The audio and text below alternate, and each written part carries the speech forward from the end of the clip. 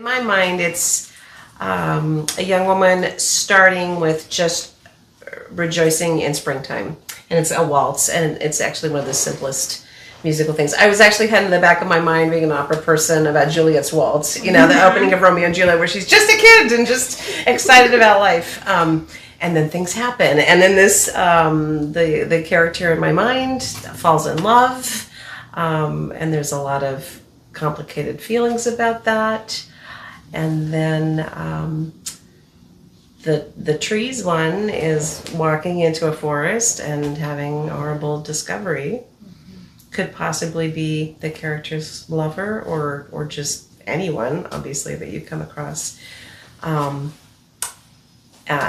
some shock. And eventually you get back to spring again, maybe the next year, and it's still a dance, but more adult, and with some memories that come out in the middle section, some pain.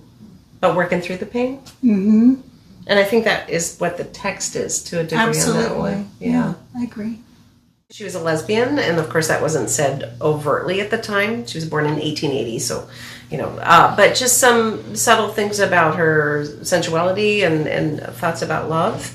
And then her major cause in her writing through her life was forcing people to be aware of lynching, ongoing problem, Reconstruction on.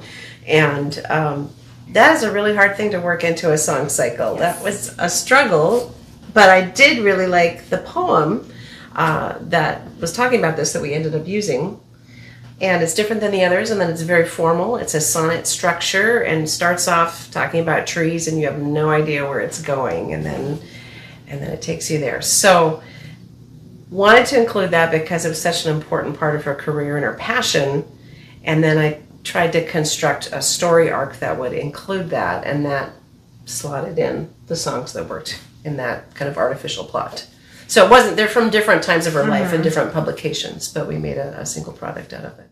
When you're talking about fitting trees into the cycle, that's the poem, the heavy one, real heavy. You know, there was some hesitation, which I understand, but I was very, very excited for you to set that piece, especially because I don't get art songs that talk about lynching. No. And I think that's important, an important topic to express and to not have disappear.